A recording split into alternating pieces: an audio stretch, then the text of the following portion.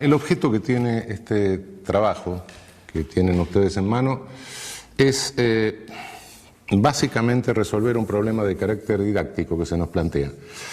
Hace 30 años, 40, era mucho más fácil explicar la teoría del derecho penal porque confrontaban en realidad dos modelos, bueno, bastante racionales. En realidad podía ser criticable uno, el otro, uno optaba, pero de cualquier manera era bastante más sencillo que hoy, que tenemos que lidiar con 4 o 5 modelos y los tenemos que explicar, porque de lo contrario estaríamos omitiendo conocimientos que son vigentes en el campo de la ciencia jurídica. Entonces, lo que se nos plantea es la enorme dificultad para poder explicarles a ustedes desde el inicio un panorama con semejante complejidad, hacerlo comprensible y que no crean que los penalistas en realidad somos un conjunto de orates que discutimos teorías sin fundamento y que en definitiva no terminen tampoco comprendiendo cómo opera un modelo dogmático penal. Por supuesto, esto, insisto en lo que se dice en el texto escrito, no exime de ninguna manera de adentrarse en la discusión doctrinaria acerca de cada uno de los temas que vamos a ver y que se expone en libros o en textos de mayor extensión. Pero básicamente lo que nos proponemos, dada esta dificultad, es que tengan sintéticamente un modelo. A partir de ese modelo, de la comprensión de ese modelo, se facilita la comparación con los restantes modelos de construcción dogmática del derecho penal. Por eso vamos a exponer un modelo sin discusión doctrinaria, La discusión doctrinaria la dejamos para un segundo momento y para textos más extensos, e insistiendo en que esto de ninguna manera les exime de entrar a la discusión doctrinaria y a los textos más extensos. Cuando nos preguntamos cómo se construye la teoría del derecho penal, bueno, básicamente el derecho penal responde, en su parte general, a 3 preguntas básicas. Primera pregunta, ¿qué es el derecho penal en sí mismo? ¿Qué es la teoría del derecho penal, por así decir? Segunda pregunta, ¿qué es el delito? Y tercera pregunta, ¿cómo se debe responder al delito? El deber ser de la respuesta al delito sería teoría de la responsabilidad penal o de la pena. ¿Qué es el derecho penal? ¿Qué es el delito? ¿Qué es la pena? Por decirlo en forma más sintética.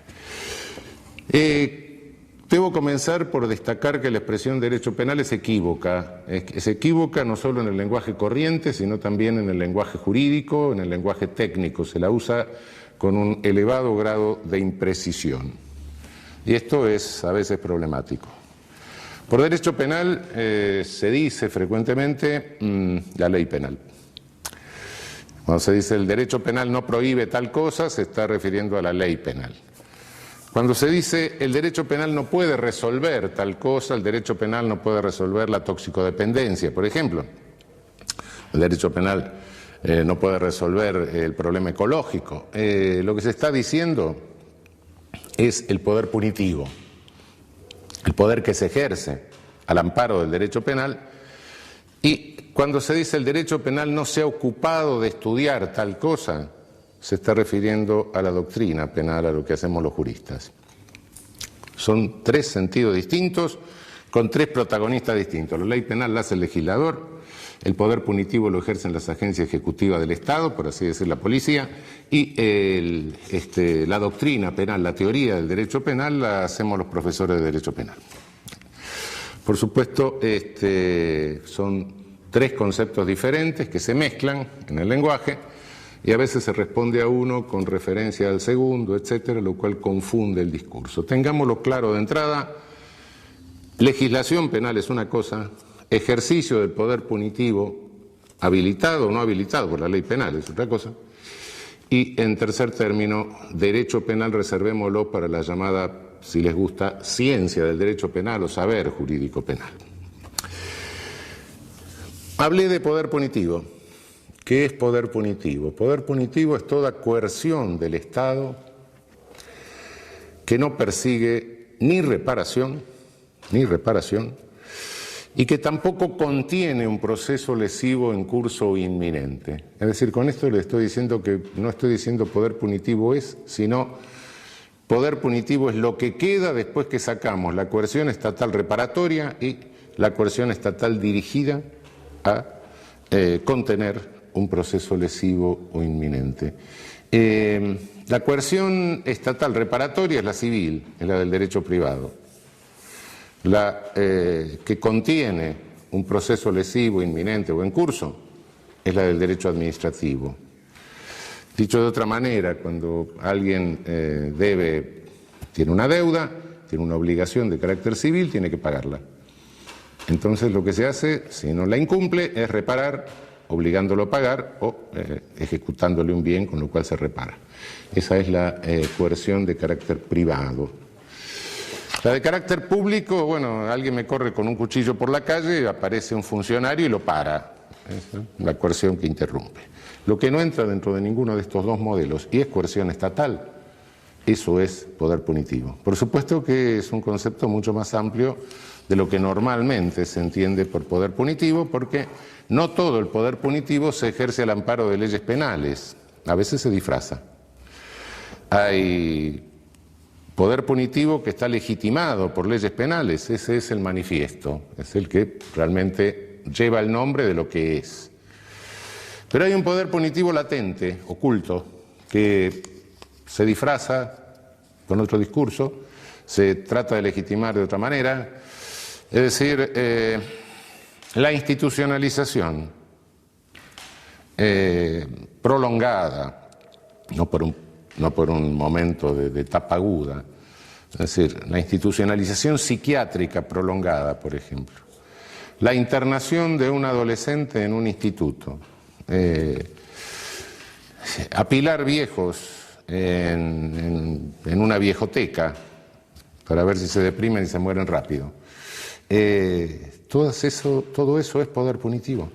Y me atrevería a decir que era poder punitivo el viejo servicio militar obligatorio, en la medida en que excedía de la instrucción necesaria para armarse en defensa de la nación que dice la Constitución, y que no necesitaba 1 año ni 2 años, claro. Todo eso es ejercicio de poder punitivo con ley latente, es decir, una ley que se encubre con otro discurso. Cuando la ley es manifiesta, cuando la ley penal es manifiesta, ese es el poder punitivo que habilita la legislación penal. Y nuestro saber jurídico es el sistema de interpretación de las leyes penales manifiestas. No nos vamos más allá. La reducción del poder punitivo, la contención del poder punitivo por leyes latentes, por leyes que no son manifiestas, se hace a través de otros recursos jurídicos, recursos rápidos, habeas corpus, etcétera, que tiene el derecho. La contención del poder punitivo armado a través de leyes manifiestas se hace según el programa que va configurando el derecho penal y que le ofrece a la jurisprudencia como proyecto de jurisprudencia. Se lo ofrece en realidad, se lo está ofreciendo a la agencia jurídica del Estado, es decir, a los jueces, a los fiscales, a los defensores, etc. Si nosotros en nuestro saber jurídico penal, en esto que estamos haciendo, elaboramos un concepto, es un concepto jurídico sin lugar a dudas, pero es un concepto que también es político. ¿Qué es lo que hacemos con esta construcción? Lo que estamos haciendo, como les decía hace un momento, es ofrecer un proyecto de decisiones a una agencia en que opera un poder del Estado. Si estamos haciendo eso y estamos hablando de una agencia que opera un poder del Estado, es una agencia política en el sentido de gobierno de la poli, no es política en el sentido que no es partidista, sí, eso correcto, pero en el sentido de gobierno de la polis es política. Cada concepto que nosotros elaboramos es un concepto que tiene un alcance, un sentido político, eso no lo olvidemos nunca. En este sentido político, bueno, lo que se nos enseña normalmente en la facultad es decir, bueno, el poder punitivo lo tienen ante todo los legisladores, que son los que hacen la ley, después lo tienen los jueces, que son los que aplican la ley, y por último, bueno, la policía, que son los que ejecutan las órdenes de los jueces. Esto es totalmente inexacto, pero es lo que normalmente se enseña formalmente. Ahora vamos a ver qué es inexacto. Cada rama del derecho se define por las características de la sanción que tiene la violación a sus normas. Derecho civil, derecho administrativo, derecho laboral, derecho mercantil, etc. Sí. Bien, la sanción que tiene la violación de la norma penal es la pena.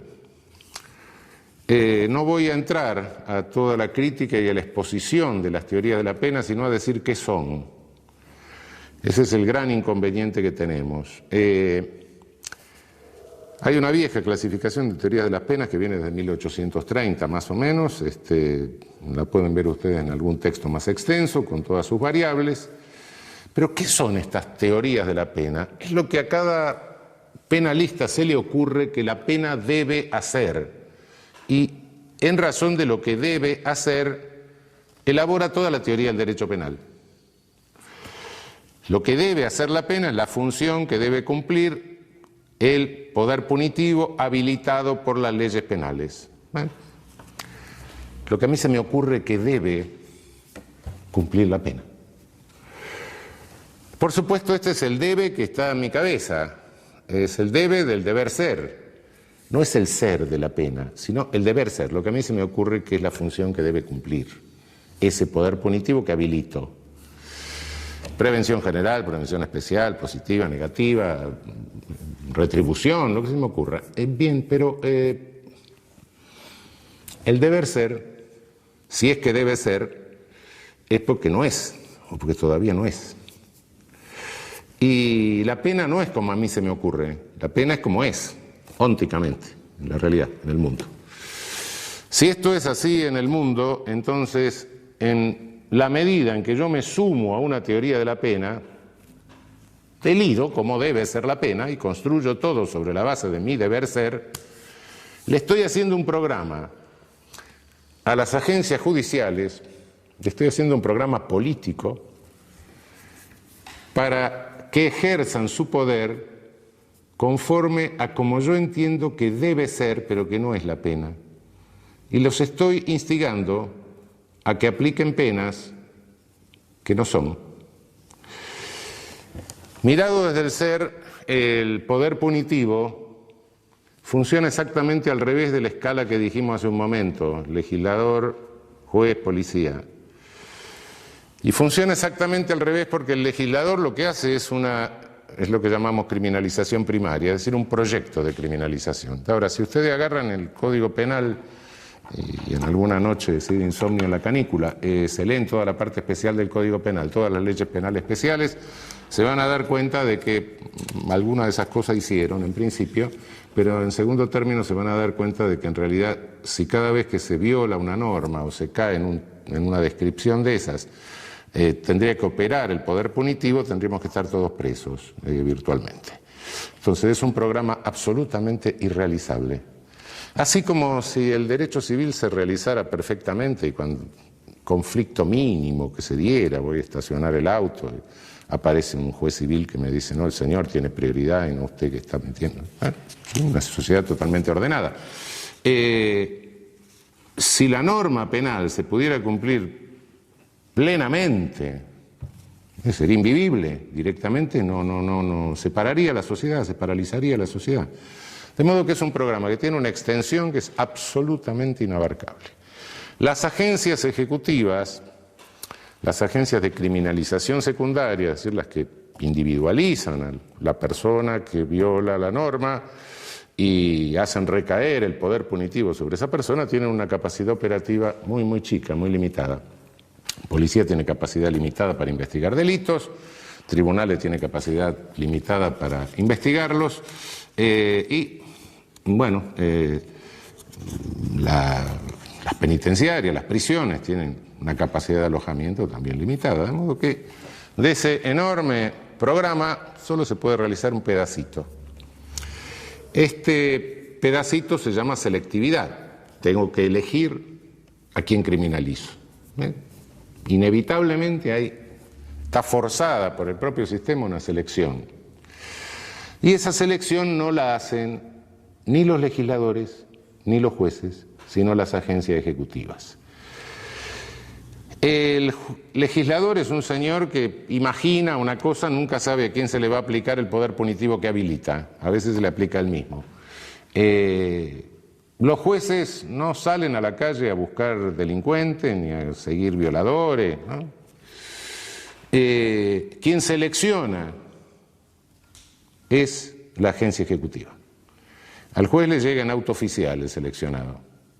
Y entonces sí tiene el poder jurídico, que no es menor, de decir, bueno, acá hay un semáforo con una luz roja, este proceso de criminalización no avanza, acá hay un semáforo con una luz verde, este proceso de criminalización sigue adelante, o acá hay una luz amarilla, esperemos un rato y vamos a ver qué pasa. Ese no es poder menor y es justamente lo que programa el derecho penal, lo que programamos en este proyecto de jurisprudencia, de decisiones coherentes que le ofrecemos a las agencias jurídicas. Esto es la perspectiva desde el ser. Ahora bien, selectividad del poder punitivo. Se pueden sostener cualquier cantidad de teorías, incluso macrosociológicas, etcétera, no me meto en eso. La selectividad, es decir, cómo seleccionan las agencias para la criminalización primaria, es predominantemente por estereotipos. Se selecciona a alguien que tiene características externas, que responden a determinados prejuicios negativos, claro, de la sociedad. A esos sujetos se los selecciona. Quien no cae en el estereotipo difícilmente resulta seleccionado. Puede serlo, naturalmente hay un porcentaje. Me estoy hablando siempre a la inclinación general que tiene el fenómeno, no a casos particulares, que evidentemente puede suceder. Los estereotipos no son construidos por las agencias del sistema penal, ¿no? Los estereotipos sintetizan una cantidad de prejuicios negativos que existen en toda sociedad y en cada época, y en general se construye a través de la comunicación masiva. Si nos vamos hace 100 años, en el Caras y Careta aparecía el malvado, que tenía ciertas características lombrosianas. Hoy el malvado está construido a través de la caja boba, es decir, de la televisión. Evidentemente cambiaron técnicamente, cambió el contenido del estereotipo, pero de cualquier manera la regla sigue siendo la misma. Cuando Lombroso iba a la cárcel y veía a todos esos sujetos, mujeres estrábicas, tipos prognáticos, la frente huidiza, las orejas en asa, no los inventaba, estaban porque el estereotipo del malvado de la época tenía esa cara y nadie que tuviese esa cara podía caminar mucho tiempo suelto por ninguna capital europea en tiempo Lombroso. Hoy hay sujetos que son también portadores de características estereotípicas, que son otras. En general el estereotipo es feo, también hay un componente de tipo estético en la cuestión, pero fealdad y maldad van más o menos juntas, pero el estereotipo no es algo externo solo, sino que cada uno de nosotros en la vida es como es, con sus características externas, pero conforme a características externas se nos demandan roles. El que tiene aspecto de médico se le demanda el rol de médico, el que tiene aspecto de albañil se le demanda el rol de albañil, y cuando no se responde al rol, bueno, incluso nos enojamos, ¿no? Si todos los días en el colectivo me encuentro con un señor que va vestido de albañil y un día le pido que me haga un revoque en casa y me dice, no, yo soy el profesor titular de filosofía presocrática de la universidad, y digo, pedazo estúpido, ¿por qué se viste así, no? Bueno, sí, efectivamente. El portador de caracteres estereotipados, por regla general, como introyecta el rol, lo internaliza, lo asume, conforme a las demandas de los demás, es un sujeto que sí sabe cometer delitos, pero en general son delitos groseros, es decir, la ópera tosca, ¿no? Lo cual facilita, por otra parte, esta selectividad, ¿no? Frente al delito grosero, el seleccionar al sujeto es mucho más sencillo que frente a un delito sofisticado, ¿no?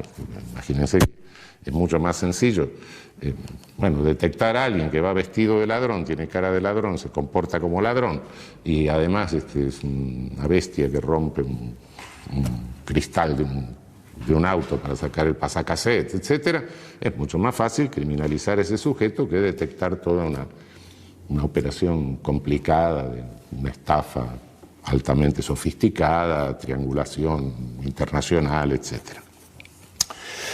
Esto hace que la selectividad del sistema penal estructuralmente recaiga siempre sobre sectores más carenciados, operando como una suerte de epidemia, ¿no? Es decir, el poder punitivo en la realidad opera sobre aquellas personas que resultan más vulnerables a ese ejercicio. Y la selectividad es un dato de carácter estructural. Esto, insisto, puede hacerse todas las teorías que se quieran, macrosociológicas, políticas, marxistas, lo que se le ocurra, pero este es un dato estructural. No hay ningún poder punitivo en el mundo que no se ejerza selectivamente por esta disparidad originaria entre lo programado y lo que es posible realizar como criminalización secundaria. Quiero aclarar algo más, porque les puede llamar la atención este planteo originario que hago, porque invierto normalmente el planteo tradicional en materia de derecho penal, ¿no? Obviamente que esta característica estructural del poder punitivo lesiona frontalmente el principio de igualdad. Es una realidad, en alguna medida el ejercicio del poder punitivo siempre lesiona el principio de igualdad. Pero cuidado que no lo lesiona solo en el aspecto victimizante, en el aspecto criminalizante. También lo lesiona en el aspecto victimizante. El reparto de la victimización tampoco es parejo en una sociedad. Es decir, si yo tengo la posibilidad de pagarme una seguridad, de vivir en una casa que tiene muros altos, que están electrificados, que tiene un sistema de alarmas, etcétera, tengo mucha más seguridad que si estoy viviendo en una villa. Entonces, entre el que vive en el country y el que vive en la villa hay un riesgo de victimización diferente. Entonces, también es selectivo de la otra punta, en la víctima. Y si nos vamos un poco más allá, decimos, bueno, pero en este conflicto, además, ¿quién está en el medio? Bueno, agencias ejecutivas. ¿Cómo se integran esas agencias ejecutivas, especialmente en América Latina, me estoy refiriendo, básicamente?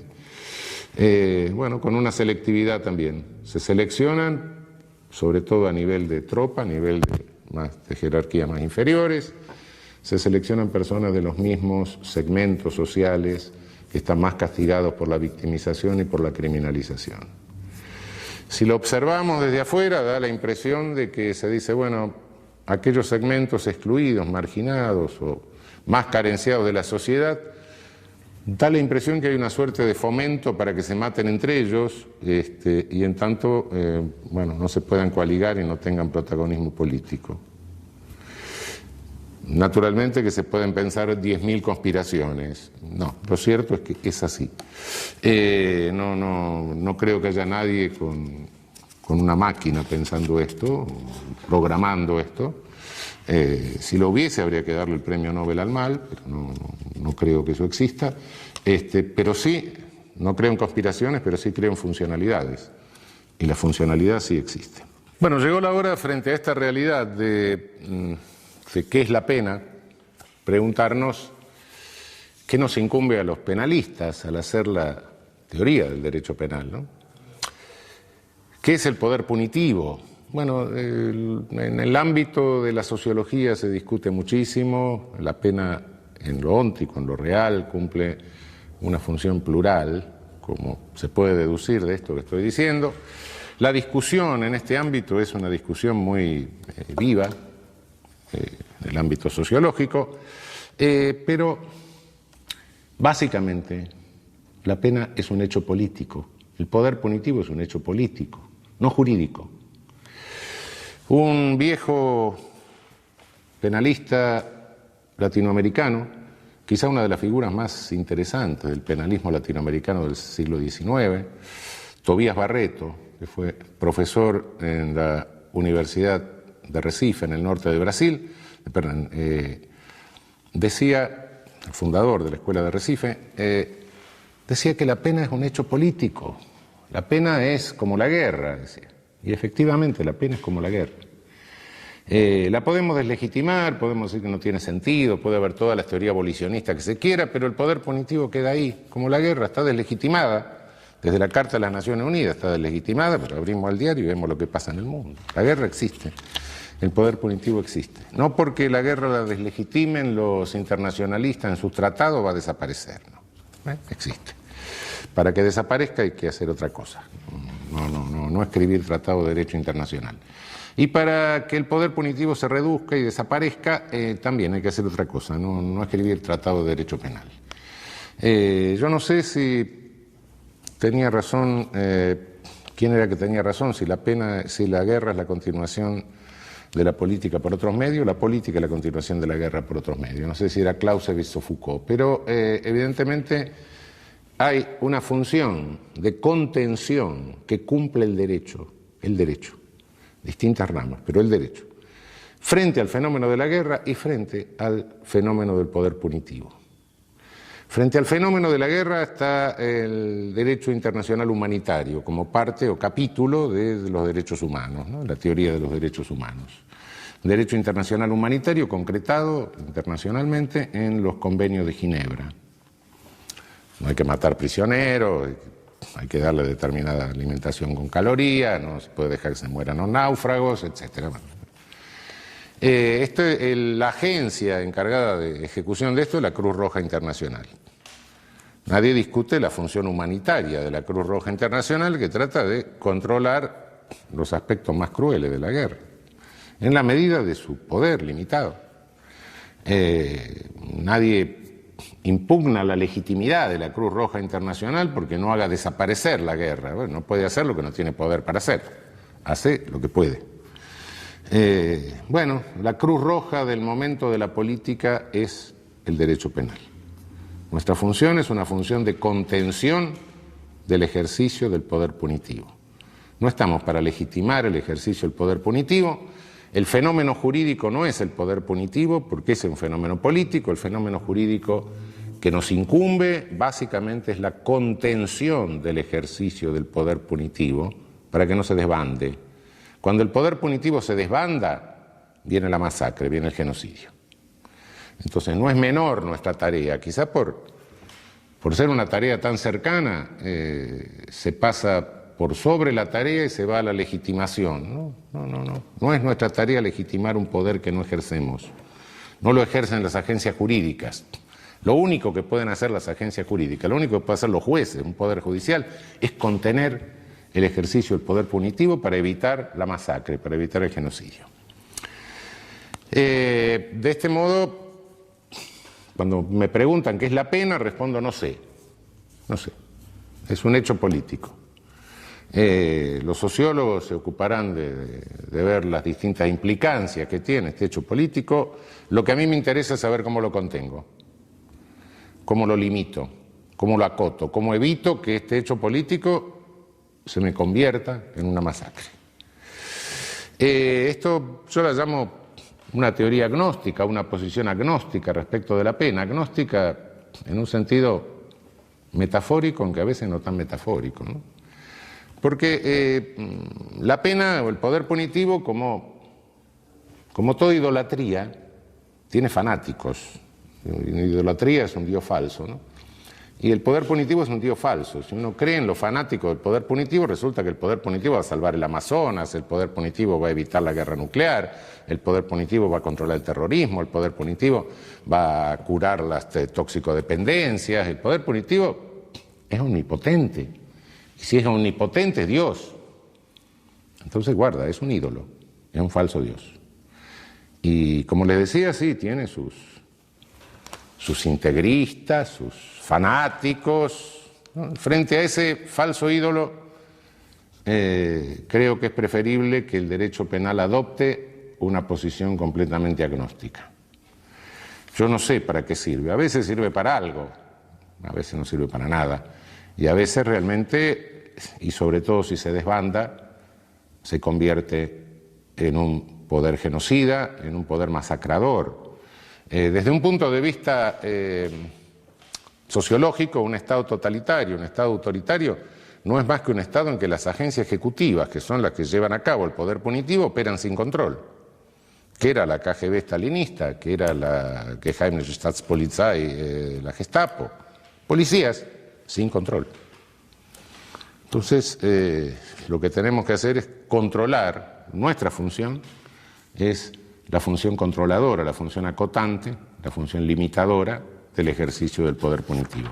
Somos como la Cruz Roja, no tenemos el poder para hacer desaparecer el poder punitivo. Que el poder punitivo desaparezca de la sociedad es una cuestión que hay que transformar toda la sociedad, etcétera. Eso no lo vamos a hacer desde el derecho penal, cuidado. Quien crea que eso lo va a hacer desde el derecho penal está delirando, evidentemente. Una transformación total de la sociedad para volver a modelos de solución eficaz de conflictos sin ejercicio de poder punitivo es algo que excede nuestra función. La función hoy, aquí, ahora, es contención, limitación, acotamiento del ejercicio del poder punitivo para que no se convierta en una catástrofe, en una masacre. Del lado del poder punitivo y las pulsiones del poder punitivo siempre está el Estado de policía, que quiere que las agencias ejecutivas no tengan ningún control. Podemos terminar en la KGB, en la Gestapo, o cualquier cosa por el estilo. Del lado de la contención del poder punitivo está el Estado de Derecho. Entonces, bueno, vivimos en un Estado de Derecho. Habrá sonrisa frente a esta pregunta, más o menos. Y más o menos, sí, más o menos. Porque ningún Estado de Derecho es perfecto. El Estado de Derecho ideal, en que todos somos iguales ante la ley, lo de abajo, lo de arriba, etcétera, el costado, eso no existe. Todos los Estados de Derecho históricos, reales, son momentos pulsionales entre el Estado de Derecho y el Estado de Policía. El Estado de Policía es una especie de enano que está dentro del Estado de Derecho, que el Estado de Derecho se encapsula, lo contiene, lo limita, es un corsé que le pone a las pulsiones del Estado de Policía. El que siempre tiene la manija quiere quedarse para siempre y aumentar su poder. Pulsión del Estado de Policía. El que no la tiene trata de contenerlo y hacerse con el poder. Cuando llega al poder quiere lo mismo. De modo que la pulsión entre Estado de Derecho y Estado de Policía es constante. Yo no sé si es una dialéctica, porque no sé si hay síntesis, pero son dos fuerzas. En cuanto se debilita el Estado de Derecho, en cuanto se debilita la cápsula, el Estado de Policía sale. Y cada habilitación legal de ejercicio de poder punitivo, como es una habilitación legal de un ejercicio de poder selectivo, es un agujero que se le va haciendo en la cápsula al Estado de Derecho. Puede llegar a reventarlo, claro. Aumenta la posibilidad de arbitrariedad de las agencias ejecutivas del Estado, con lo cual lo debilita. Cada tipo penal, cada nueva ley penal es una nueva arma que tiene el ejercicio arbitrario del poder punitivo. Y las armas, como todos sabemos, las carga el diablo. Por más que no se dispare en el momento, nunca se sabe en qué momento se va a disparar y nunca se sabe contra quién se va a disparar. Pero en cualquier momento se puede disparar. Cuanto mejor contenga el Estado de Derecho al Estado de Policía que tiene adentro, más se va a ir acercando al modelo ideal. Cuando peor lo contenga, más se va a ir alejando del modelo ideal. Pero quede claro, los peores crímenes de toda la historia los ha cometido el ejercicio de poder punitivo desbocado. No es cierto que el mayor número de muertos se deba a las guerras. No. El mayor número de muertos se debe a las masacres, a los genocidios, no a las guerras. A veces cometidos por ejércitos, sí, pero no en función bélica, sino en función policial. Realmente el mayor número de víctimas del siglo XX, que ha sido el siglo de genocidios por excelencia realmente, obedece a poder punitivo desbocado, no a guerras. Por más que las guerras se llevaron unos cuantos millones de personas, el poder punitivo desbocado se llevó muchas más. No voy a entrar en detalle ahora, pero hay cálculos. Bien, tenemos que contenerlo para evitar la masacre. Esa es la función jurídica, importantísima, claro. Muchos dicen, no, pero esto es una visión negativa, es una visión de que nos disminuye, nos coloca en una situación de inferioridad. No, cuidado, asumimos la verdadera responsabilidad. Es nada más ni nada menos que tratar de evitar las masacres. Si a alguien le parece que esto es insignificante, bueno, creo que está un poco equivocado. ¿Cómo lo hacemos? Somos un dique que está conteniendo las aguas del poder punitivo que pulsan por pasar y hacer la masacre. El dique nuestro, el dique jurídico, no tiene posibilidad de evitar totalmente el paso de aguas. Entonces, ese dique tiene que manejarse con un sistema de compuertas inteligente. El sistema de compuertas inteligente es un sistema de filtros. Tenemos que filtrar aguas. Tenemos que filtrar poder punitivo. Lo tenemos que filtrar porque de lo contrario nos rompe el dique si lo queremos parar del todo. Entonces no tenemos posibilidad de eso. Ese filtro tiene que consistir en medir grados de irracionalidad del poder punitivo. Quizá todo el poder punitivo sea irracional, incluso en los casos en que parece más racional, ¿no?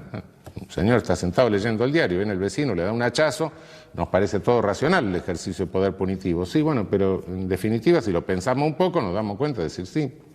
Encerramos al sujeto, se quedó huérfano los hijos del muerto, la viuda tiene que salir a trabajar, el Estado tiene que atender con previsión social, etcétera. Este sujeto lo tenemos encerrado, no hace nada. Sí, lo encerramos. 1 año, 10 años, 20 años, 30 años, lo matamos. Sí, pero el conflicto se creó y no le hicimos hacer nada por resolver el conflicto, de modo que muy racional tampoco es, de cualquier manera. ¿Sí? Algo hay que hacer, bueno, sí, no puede nadie darle un hachazo al vecino, pero quizá en el fondo, hasta en los casos más claros en que nos parece razonable el poder punitivo, sí es racional. Pero bueno, de cualquier manera tenemos que seleccionar. Y decir, bueno, en este caso el contenido de irracionalidad es menor, lo dejamos pasar. En otros casos el contenido de irracionalidad es mucho mayor y ahí no lo podemos dejar pasar. Entonces este sistema inteligente de filtros es lo que nos dice, bueno, hay aguas que son más turbulentas, que son más contaminadas, que son más sucias, las más irracionales, esas no pueden pasar. Dejemos pasar aquellas que son menos contaminadas, menos sucias. Dejemos pasar el poder punitivo menos irracional, reconociendo que quizás hasta ese menos irracional tiene en el fondo un cierto contenido de irracionalidad. ¿Por qué? Porque no resuelve el conflicto. Y no resuelve el conflicto porque el poder punitivo siempre deja fuera del conflicto a una de las partes, que es la víctima. ¿Por qué? Porque el señor Estado dice la víctima soy yo, usurpa el poder de la víctima. El soberano dice el ofendido soy yo. El ofendido va a ser usted, soy a mí que me rompieron la cara. No, mire, usted es la víctima y usted venga como testigo. Y si no viene como testigo, usted es un delincuente.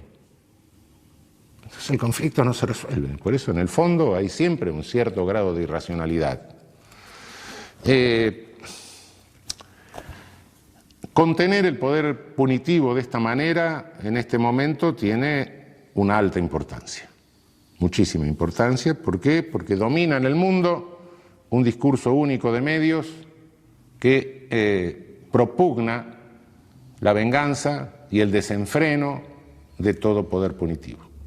A diferencia de lo que pasaba en el siglo pasado, en los totalitarismos, en los autoritarismos de entreguerra, en el fascismo, en el nazismo, en el comunismo, en el stalinismo, hoy no hay discurso, no hay un discurso autoritario, coherente. No hay paradas militares, edificios neoclásicos, uniformes, camisas pardas, no. Hoy es gris el asunto, una cosa. Hoy tiene la cara de las administraciones republicanas de Estados Unidos. Hoy no, es un discurso que es el no pensar, hay publicidad, no hay discurso, realmente. Esa publicidad tiene una eficacia realmente importante, ¿no? Y bueno, es discurso único de medios que tiene preso a los operadores políticos, a los legisladores, le hace hacer barbaridades a los legisladores, hay destrucción de códigos penales, destrucción de la codificación penal, de modo que esta función de contención del poder punitivo en este momento yo diría que es una función civilizatoria. es lo que realmente puede salvar a nuestra civilización de un embate totalmente destructor de lo que son valores que se han defendido a costa de la vida de millones de personas, ¿no?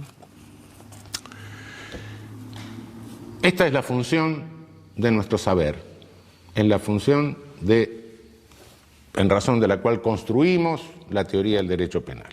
Ofrecerle a las agencias jurídicas un programa que optimice su potencial controlador y reductor del ejercicio del poder punitivo y que a la vez le permita resolver los casos con coherencia, con no contradicción y con adecuación a la ley. Bien, en esto el derecho penal está acompañado por otros saberes, no son exactamente el propio derecho penal. Es inseparable el derecho penal del derecho procesal penal. ¿Qué es el procesal penal? Es el derecho que indica el camino que hay que seguir, que deben seguir los distintos personajes, los distintos protagonistas de las agencias jurídicas, desde el momento en que se tiene una noticia criminis, desde el momento en que llega una noticia de un delito a conocimiento de ellas, hasta el momento en que se pronuncia una pena, y diría yo, hasta el momento en que se termina la ejecución de la pena. Lamentablemente hay una institución del derecho procesal que en realidad se ha vuelto de derecho material. Es la llamada prisión preventiva o prisión cautelar. La mayoría de los presos que tenemos en América Latina no son condenados, son presos preventivos, son presos cautelares, son presos que están presos por las dudas, que están presos por razones de seguridad. Aproximadamente el 70% de los presos que tenemos en América Latina son presos preventivos. Hay otra rama jurídica que acompaña al derecho penal, que es el derecho de ejecución penal en nuestro país, hoy regulado por la Ley 24.660. Es el derecho que regula la ejecución de las penas una vez que hay una sentencia firme. En realidad, todo este fenómeno que estoy explicando, en gran medida responde a una explicación que la da otra disciplina u otro orden de conocimientos interdisciplinario, no voy a entrar a la discusión, que se llama criminología.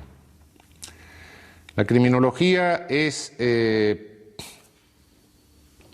conjunto de conocimientos provenientes de distintas disciplinas que me permite acercarme o aproximarme a la realidad del delito y del funcionamiento del sistema penal, de la operatividad del sistema penal. Si tengo que verificar el nivel de irracionalidad del ejercicio del poder punitivo, no puedo hacerlo sin los datos que me proporciona la criminología, que es la ciencia óntica, la de los hechos por excelencia. Ciencia o conjunto de conocimiento, etcétera, proveniente del campo de la sociología, de la psicología, etcétera.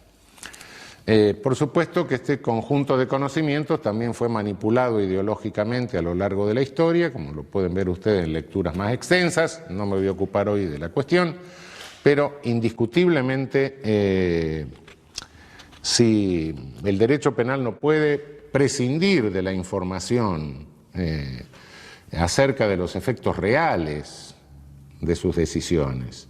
Cada decisión del derecho penal, les dije hace un rato, es una decisión de carácter político que se traduce en un ejercicio de poder del Estado, de una agencia del Estado. Por ende, ese efecto se produce en un mundo real. Si prescindimos de los conocimientos de lo que pasa en el mundo real y hacemos sentencias o le proponemos a los jueces hacer sentencias con una visión normativa del deber ser sin tener en cuenta el ser, bueno, el derecho penal se psicotizó. El derecho penal está absolutamente psicótico entonces.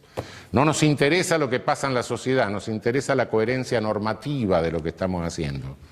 Y yo creo que a cada uno de nosotros, como ser humano, como persona, como habitante, como ciudadano, lo que nos interesa es el efecto social que producimos. Eso de la coherencia es un valor, por supuesto, tenemos que ser irracionales, pero no podemos poner la coherencia por encima de los efectos reales en la sociedad. Y los efectos reales en la sociedad, en la persona, etcétera, no los podemos conocer sin el auxilio de las disciplinas que se sintetizan en la criminología. Bien, para construir la teoría del derecho penal tenemos una serie de principios. Tenemos que hacer un edificio. Los principios son algo así como las ordenanzas municipales cuando tenemos que hacer un edificio. Esto lo tenemos que construir respetando determinadas reglas. Principios constructivos, llamémosle. Las ordenanzas municipales edilicias para la construcción del edificio. En este sentido, la fuente de estos principios constructivos, la primera fuente de estos principios constructivos es el derecho penal. Del derecho penal es el derecho constitucional. El derecho constitucional es el que nos marca los lineamientos básicos en la construcción de toda la teoría. No puede haber una contradicción entre el derecho constitucional y la ley penal infraconstitucional. Si hay una contradicción, la ley penal infraconstitucional directamente debe ser declarada inconstitucional. Y si hay dos posibles interpretaciones, una conforme a la Constitución y otra inconstitucional, tenemos que elegir la interpretación conforme a la Constitución. El derecho penal, la primera ley básica del derecho penal es que debe ser de acto. El artículo 16, al establecer la igualdad ante la ley, nos dice, nos baja desde la Constitución, nos dice, bueno, muchachos, acá lo único que se puede penar es un acto. No se puede penar una persona, no se puede jerarquizar seres humanos, es decir, no se puede discriminar. Discriminación no es toda diferencia entre seres humanos, naturalmente que los seres humanos son diferentes, y, bueno, yo no puedo pretender ser bailarín del Teatro Colón, ni puedo pretender integrar la selección argentina de fútbol, no, bueno, ¿por qué no? En consecuencia, pero eso no es discriminación. Discriminación es cuando se jerarquiza seres humanos con un contenido de carácter peyorativo, como es una criminalización, naturalmente. El 16 de la Constitución nos obliga, en el principio de igualdad, solamente a penar actos, no personas. Después nos vamos a ocupar de esto, porque parece que entro en contradicción con lo que dije antes. No es contradicción. Ya vamos a ver qué sucede.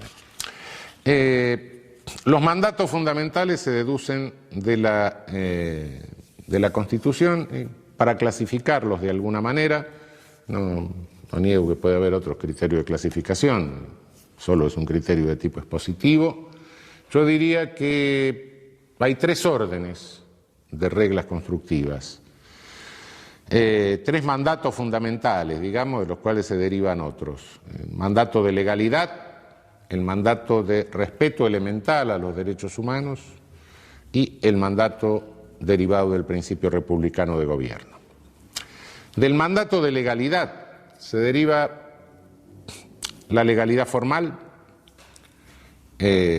una conducta que pueda ser delito tiene que estar establecida en ley formal, sea del Congreso de la Nación respecto de la mayoría, que son, bueno, la facultad de dictar el Código Penal está delegada en nuestro país por las provincias al Congreso Federal, de modo que tiene que ser una ley formal del Congreso Federal.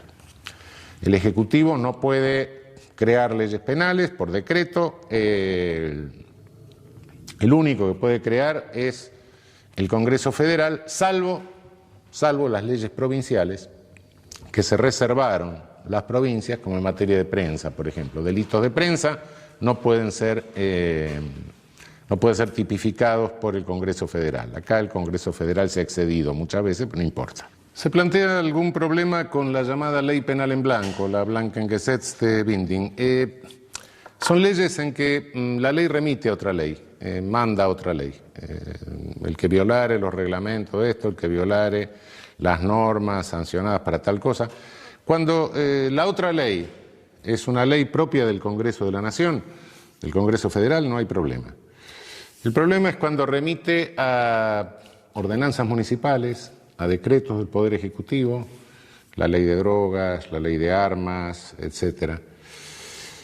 Yo tengo dudas muchas veces sobre la constitucionalidad de estas remisiones. En realidad pueden representar en algunos casos verdaderas delegaciones de poder punitivo que son propias y exclusivas del Congreso de la Nación. Hay que tener cuidado en el análisis de estas leyes penales en blanco sobre el aspecto de legalidad formal. Segundo, derivado del mandato de legalidad está el principio de irretroactividad. La ley penal más gravosa, la ley penal que agrava, nunca puede ser retroactiva. La más benigna es retroactiva, debe ser retroactiva por mandato de la Convención Americana de Derechos Humanos. Ley penal más benigna no es solo aquella que establece una pena menor, no es solo aquella que naturalmente desincrimina el hecho, sino que también puede ser aquella que establece causas de justificación, de exclusión, de pena, etcétera, o amplía las existentes. Hay leyes desincriminatorias que por supuesto son más benignas, también está la ley desincriminatoria anómala, que es la ley de amnistía, el olvido del delito, amnistía viene de amnesia, ¿no? El tercer subprincipio de este mandato sería el principio de máxima taxatividad legal o interpretativa. Es deber del legislador penal agotar los recursos técnicos para que no queden dudas acerca del concepto, del pragma que quiere incluir en la ley. Cuando el legislador no lo hace, hay que hacer una interpretación que puede resultar forzada, y en ese caso creo que hay una regla, que es decir, bueno, cuando el legislador ha sido oscuro, tenemos que estar a la interpretación más restrictiva de la punibilidad, reducir el concepto, la regla general, a lo más restrictivo. Cuando el legislador directamente es difuso, la ley penal es inconstitucional abiertamente, ¿no? Por último, creo que tenemos que atener a un principio que es el de respeto histórico al ámbito de lo prohibido. Respeto histórico al ámbito de lo prohibido significa que el legislador no puede prohibir por omisión. Cuando circunstancias tecnológicas, culturales, etcétera, amplían el ámbito de lo prohibido, un ámbito en que prácticamente nos quedamos todos adentro, evidentemente es deber del legislador en ese caso volver a legislar. El caso más claro de esta falta de respeto histórico al ámbito de lo prohibido es la Ley de Derechos de Autor. Naturalmente es una ley hecha en los años 30 cuando para violar los derechos de autor sobre una obra impresa lo que se tenía que hacer era una edición de plomo. Hoy lo estamos violando todo porque sacamos fotocopias. Entonces, si vamos a penar a todo el mundo que saque una fotocopia de un pedazo de un libro, bueno, ninguno de nosotros queda exento de pena. Evidentemente ha habido un cambio tecnológico que ha alterado totalmente el ámbito de lo prohibido de hace 70 años ahora. En cuanto a los principios derivados del mandato de elemental respeto a los derechos humanos, creo que el primero es el principio de lesividad o de ofensividad. El señor Estado no puede meterse en nada que no afecte derechos de terceros. Cuando el Estado pretende meterse en algo que solo puede afectar mis derechos, es que me está imponiendo una moral. Es un Estado paternalista. Ese Estado que pretende imponerme una moral, ese Estado paternalista, es un Estado inmoral. Decía Radbruch con toda razón, el derecho es moral justamente porque posibilita lo inmoral. Es decir, me permite convertirme en persona respetando mi autonomía ética. Esto está consagrado en nuestra Constitución Nacional de una manera claramente expresiva, muy significativa, en el artículo 19 de la Constitución Nacional. Este artículo les recomiendo que lo sepan de memoria. Es el pilar fundamental de nuestra Constitución. Nuestro derecho no es un derecho al servicio de ningún ídolo, de ningún ideal, de ninguna cosa suprahumana, trascendente, sino que es un derecho intrascendente de la persona. Es el respeto a la dignidad de la persona y la persona entendida como ente con autonomía ética, como ente poseedor de una conciencia conforme a la cual señala o distingue entre el bien y el mal. Conciencia que la tiene el otro, que tengo enfrente, y a la cual su conciencia le puede indicar otro criterio moral diferente del mío. Y los dos tenemos que convivir. Bien. Principio de humanidad. Ninguna pena, no solo en abstracto, sino también en concreto, puede representar una crueldad inusitada para la persona penada. Naturalmente, cuando ya directamente en la pena prevista en abstracto lo que se cae es en una desproporción loca, en una violación del principio de proporcionalidad, en tal caso, bueno, la violación está claramente en la ley. Pero en la aplicación concreta también puede resultar una pena privativa de libertad que se convierta en una pena de muerte. Es decir, una persona que, privada de libertad, pero con un padecimiento susceptible de ser tratado, pero que los efectos de la privación de libertad le pueden condicionar una situación depresiva que dificulta el tratamiento y que lo lleva a la muerte. El problema de la pena naturalis, cuando del propio hecho se deriva un daño hacia la persona de una calidad tal que directamente hace absolutamente inútil o cruel en ese supuesto la aplicación de la pena. Un sujeto va a poner una bomba, le revienta la bomba, le vuela los dos brazos, las dos piernas, va a poner una pena. O hechos culposos, sobre todo, hechos culposos de tránsito, donde el sujeto sufre lesiones graves, lesiones gravísimas, queda mutilado, se muere toda la familia. Del propio hecho surge, bueno, ahora que todavía que pasó esto, voy a poner la pena, son violaciones al principio de humanidad. El principio de intrascendencia mínima, o de intrascendencia máxima, o de mínima trascendencia. La pena siempre trasciende a terceros, es casi inevitable, sobre todo si es pena privativa de libertad, trasciende a la familia.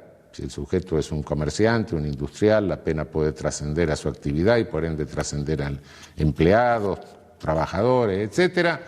Es casi inevitable que la pena trascienda, por más que es un principio que la pena no puede trascender la persona del infractor, pero de hecho la pena trasciende. Bueno, hay que tratar el principio de trascendencia mínima, impone que evitemos toda trascendencia absolutamente innecesaria, que sea innecesaria, que limitemos la trascendencia a aquello que es inevitable como consustancial ónticamente a la pena. La prohibición de doble punición. El hecho debe ser, todo delito debe ser penado una vez y una única vez. No puede haber dos penas para un mismo delito. Esto no se debe hacer. Esto está claro, no hay muchas dudas, pero en la práctica puede suceder en algunos casos cuando la persona está sometida a dos órdenes jurídicos, es decir, a un orden jurídico formal, por ejemplo, y a un orden jurídico comunitario. Personas que pertenecen a culturas originarias, que de ninguna manera pueden eludir la sanción comunitaria por el hecho, y sin embargo se le impone una sanción de carácter formal a través del juez penal, etcétera, cuando la comunidad a su vez también le impone una sanción, que la más grave de las sanciones comunitarias es la expulsión de la comunidad. En tal caso hay una doble punición. Hay otra doble punición que realmente es pasada por alto por regla general, y es pasada por alto porque los doctrinarios europeos en general la conocen poco, pero nosotros la conocemos con mucha más frecuencia en nuestra región, que es cuando con motivo del ejercicio del poder punitivo el sujeto sufre ilícitamente una lesión.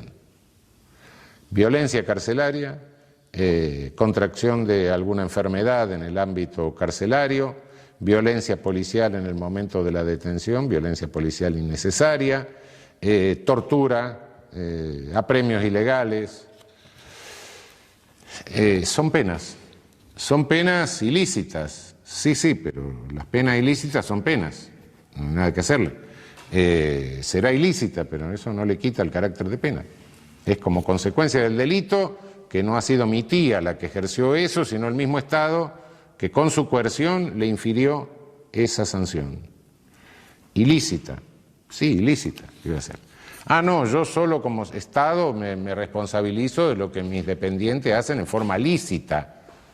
Diablo, me gustaría realmente tener una empresa en la que yo pudiera responsabilizarme solo de lo que mis dependientes hacen en forma lícita. Y lo que hacen en forma ilícita, no, eso no tengo nada que ver. No, son penas. A la hora de la pena formal hay que tener en cuenta esto porque es una manifestación de doble prohibición. Otro principio elementalísimo de respeto mínimo a los derechos humanos es el principio de buena fe o pro homine en la interpretación de la ley y fundamentalmente en la interpretación de los derechos. El enunciado de cualquier derecho debe considerarse un límite de criminalización y no una legitimidad de criminalización. Hay una inversión perversa, una perversión de la interpretación jurídica cuando a partir, es decir, bueno, tal convención me respeta tal derecho, entonces como me respeta tal derecho, la lesión a ese derecho le pongo la pena máxima que se me ocurre. Es decir, tal convención me garantiza, y la Constitución, etcétera, me garantizan el derecho al honor. Entonces cualquier medio de comunicación que lesione mínimamente el honor, le tengo que poner 10 años de privación de libertad. ¿Por qué? Porque el honor está tutelado. No, cuidado, eso es una interpretación de carácter perverso. El derecho siempre es en lo que me está marcando, es una limitación al ejercicio del poder punitivo, no una legitimación loca al ejercicio del poder punitivo. Por último, tenemos los principios que se derivan del mandato republicano de gobierno.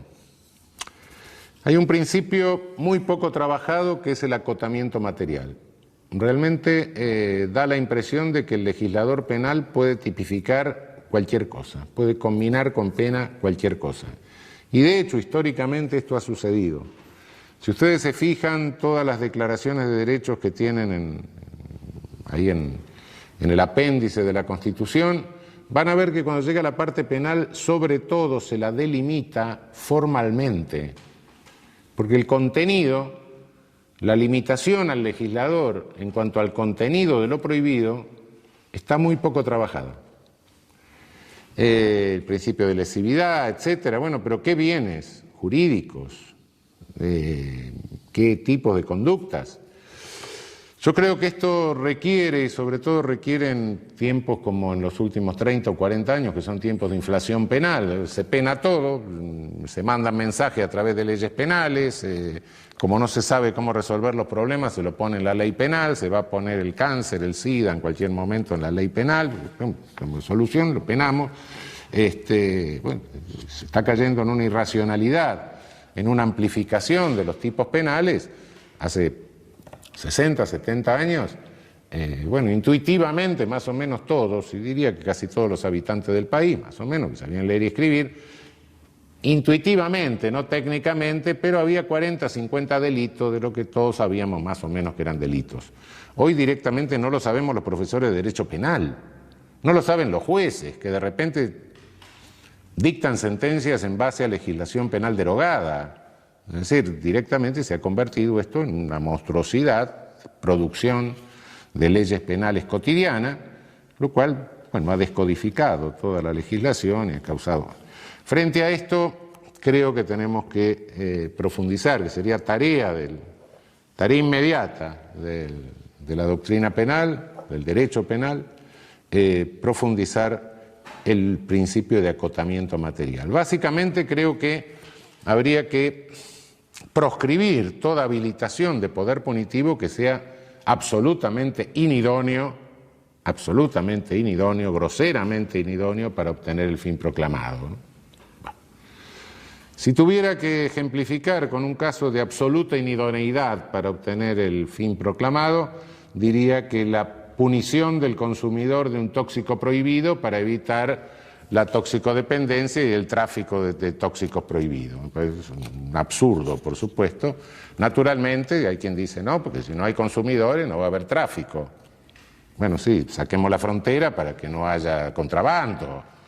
Eliminemos el matrimonio para que no haya divorcio. No, eso es absurdo. Hay una grosera inidoneidad del medio como para obtener ese resultado. Creo que la otra regla que podría profundizarse es la proscripción de las tipificaciones de conductas o conflictos que pueden resolverse satisfactoriamente por otros medios, ¿no? Si mañana se le ocurre al legislador penar la omisión de pago de la cuenta telefónica, por ejemplo, la solución que tiene es cortarme el teléfono, termine la historia, no me va a mandar al juez penal. Y tercero, creo que hay que tener mucho cuidado, algo que Alessandro Baratta llamaba la máxima limitación de la respuesta contingente. Tener mucho cuidado, observar muy atentamente la constitucionalidad de las leyes que son respuesta contingente a fenómenos, respuesta contingente a la alarma por un hecho, ¿no? Respuestas políticas, mensajes que manda el legislador frente a un hecho que obtiene una gran notoriedad mediática. Del sistema republicano de gobierno se deriva otro principio que es el de superioridad ética del Estado. Si el Estado pretende habilitar poder punitivo, el Estado tiene que tener, o estar, o quedarse, o sostenerse en un plano de superioridad ética respecto del criminal. No puede actuar aplicando la misma conducta, conduciéndose de la misma manera que se conduce el delincuente. Cuando el Estado opera de esa manera, se degrada, se deteriora. Se convierte en un Estado éticamente a la par del delincuente, como si fuera dos fuerzas que chocan y nada más. Nosotros tenemos algunas disposiciones introducidas en los últimos años como grandes novedades del Estado posmoderno, realmente no son más que cosas que se traen del Estado premoderno, que violan este principio. El llamado arrepentido, por ejemplo, que no de arrepentido no tiene nada, es un sujeto que es un delincuente y que aparte de ser un delincuente es una porquería porque ni siquiera tiene la ética propia del delincuente, no. Y entonces negocia su impunidad con el Estado. El Estado se sienta con un criminal y le dice, bueno, vos hiciste algo grave, ¿sí? Dicen hechos graves normalmente. Como hiciste algo grave y como tenés una participación importante en eso grave que hiciste, a ver si podés denunciar a tus compinches y entonces yo te voy a premiar dándote menor pena o librándote de pena. El Estado no hace más que comprar a un delincuente para sancionar a otros delincuentes. Otro es el famoso agente encubierto, es decir, el Estado manda a un señor a delinquir, bueno, delinca, y yo que soy víctima de ese señor me lo tengo que aguantar. ¿Por qué? Porque ese señor es un funcionario del Estado que está victimizándome a mí para realizar la justicia penal. Yo soy un ciudadano que no tengo derecho a gozar de todos mis derechos, mis bienes, etcétera, y nadie tiene por qué interferir en mi vida ni privarme de ningún derecho, con el pretexto de que el valor supremo de realización de la justicia penal me está defendiendo. Como me está defendiendo, me roba el auto. Y si yo llego a sacar un arma en legítima defensa para defender mi propiedad, que es el auto, entonces me mata. ¿Por qué lo mandó el juez a hacer eso? Esas son violaciones al principio de superioridad ética del Estado. Y por último, hablaría yo del principio de saneamiento genealógico en la interpretación de la ley. Hay tipos penales que se arrastran, se copian de un código a otro, van pasando históricamente, vienen siglo XIX, siglo XVIII, algunos vienen del derecho romano, y se olvida cuál es el origen ideológico, que es un origen muchas veces incompatible con los principios republicanos. Por ejemplo, si vemos en la estafa, en nuestro código, la estafa calificada y un tipo raro que hay ahí, que es la circunvención de menores e incapaces.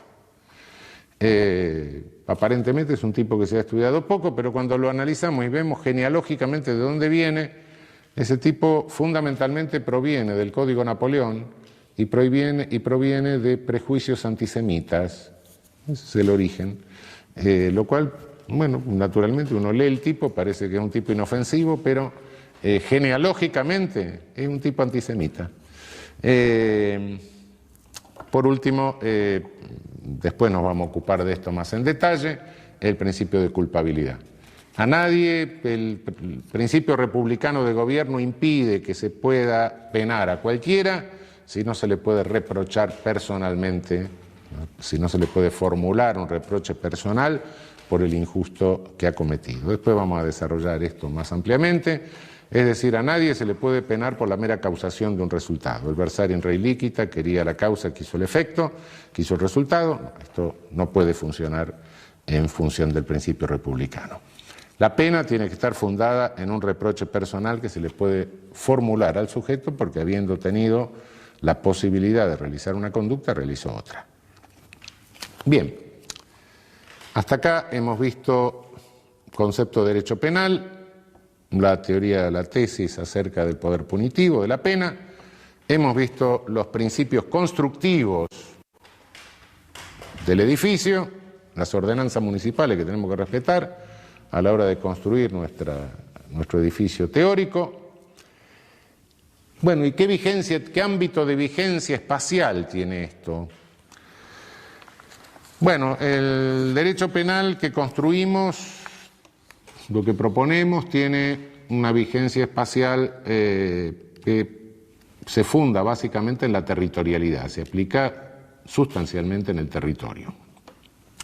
Toda ley penal tiene vigencia en el territorio del Estado que la dicta, básicamente. El principio de territorialidad es un principio universal, pero además suele combinarse con otros principios. El principio real o de defensa, que es aquel que se aplica al Estado titular del bien jurídico. Por ejemplo, en falsificación de moneda, el efecto de falsificación de moneda se produce sobre el Estado emisor de la moneda. También está la cuestión, hay una cuestión de espacial. Se realiza una conducta en un Estado, se produce el efecto en otro Estado. Este es el principio real o de defensa, que el otro principio es el de personalidad. Según el principio de personalidad, la ley penal sigue a la persona, esté donde esté, ¿no?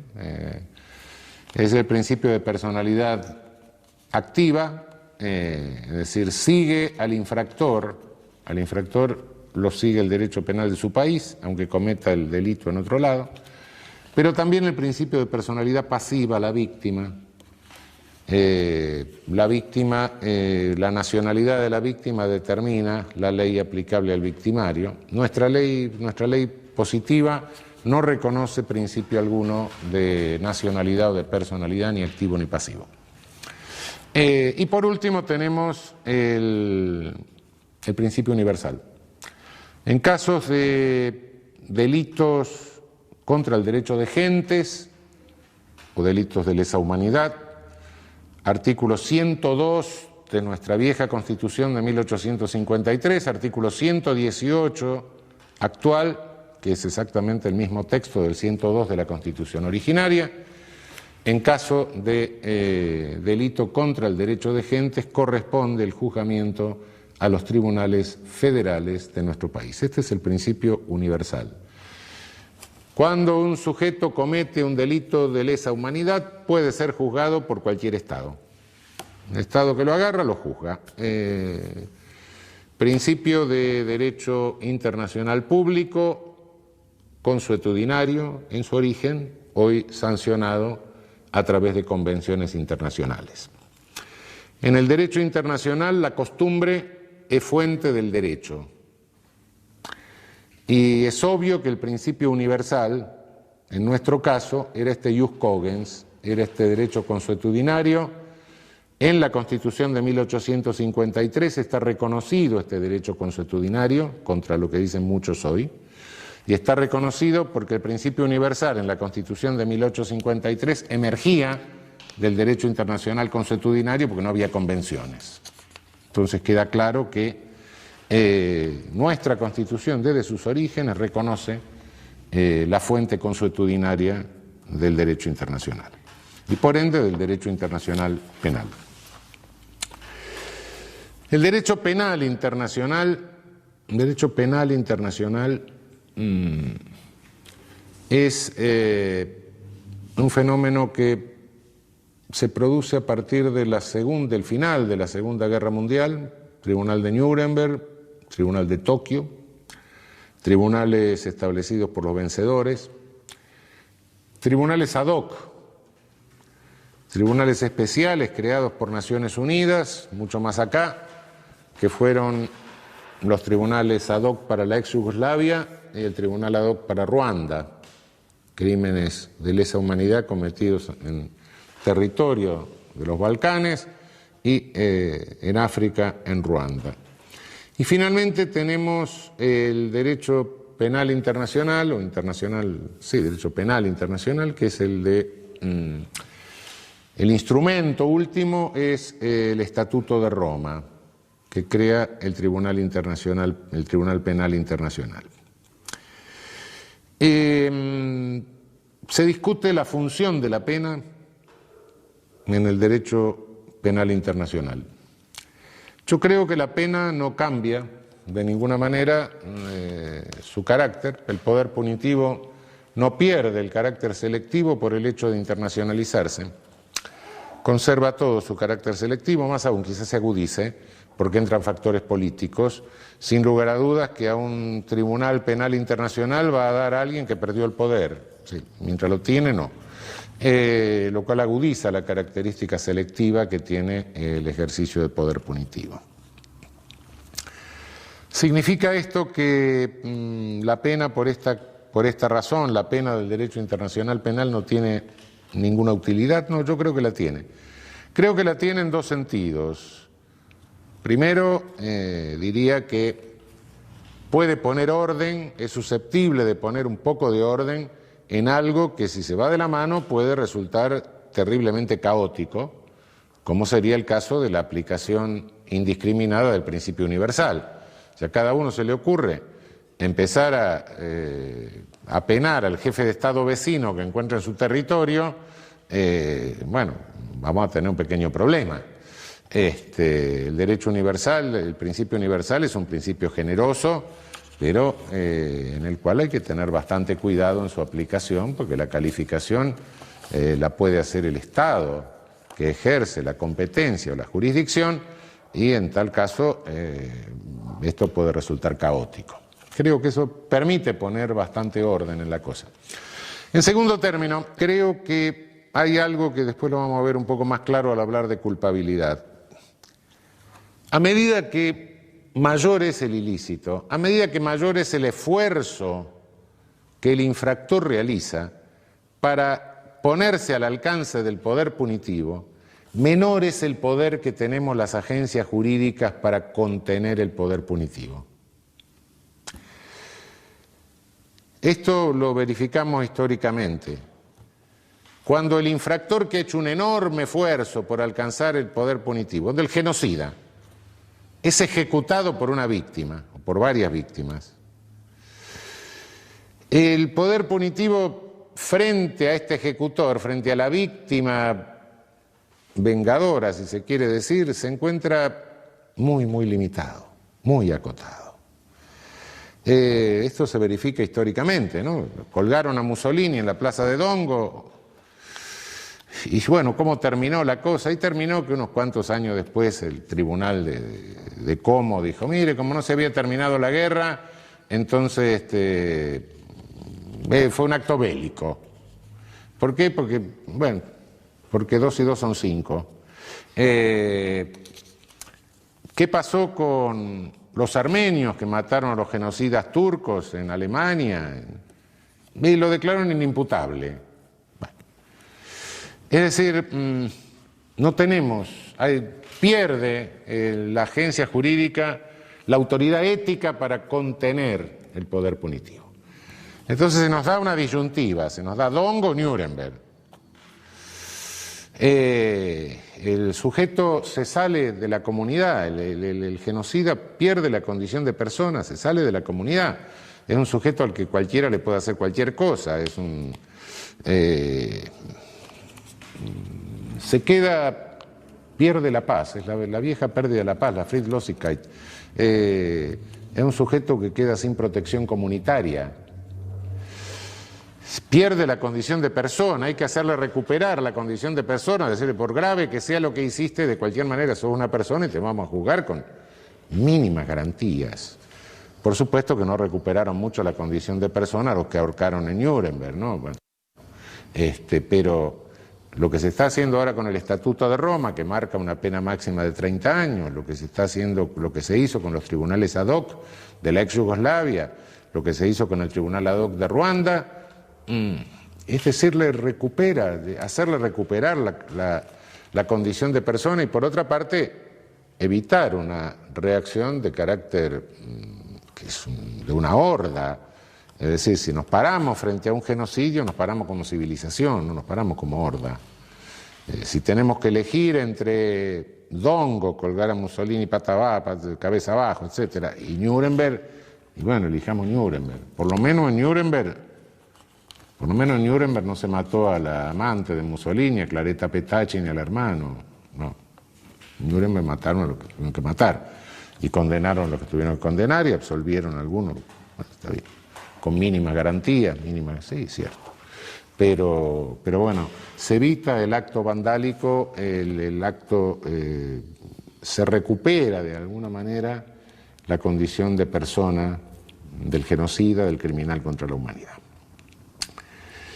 Lejos de ser un derecho penal del enemigo, es la negación del derecho penal del enemigo. En el derecho penal del enemigo le digo, vos no sos más persona.